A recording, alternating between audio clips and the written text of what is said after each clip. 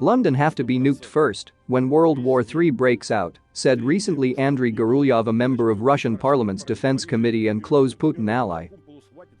In Russia, it is often heard in public appearances that Great Britain is currently Moscow's greatest enemy, but perhaps the Russians are hurt by something else that is happening in their catastrophic invasion of Ukraine.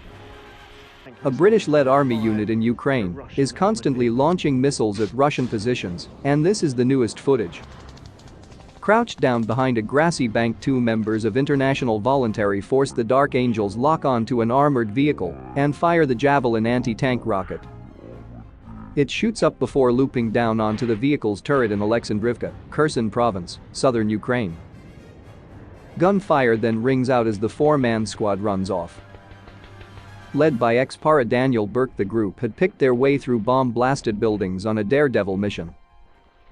The Ukrainians have been given thousands of the 2.5 kilometers range javelins by Britain and the US. The group were given one of the 80,000 pounds rockets by troops from Ukraine's 28th Brigade. The moment the guided weapon is fired is caught on the body cam of Brit student Sam Niwi from Birmingham, who is fighting in Ukraine despite having no previous military experience. The June 9 raid began after the Dark Angels drove to the edge of no man's land with a Ukrainian escort.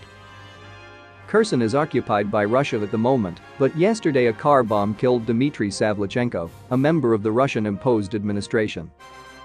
The Kremlin called the attack an act of terror, but this is a part of a wider resistance movement all over Russian-occupied Ukraine.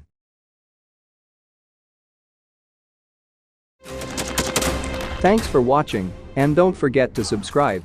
Also, if you want to support Warthog Defense, please become our member and get early access to new videos, exclusive members-only videos, and become administrator in comment section.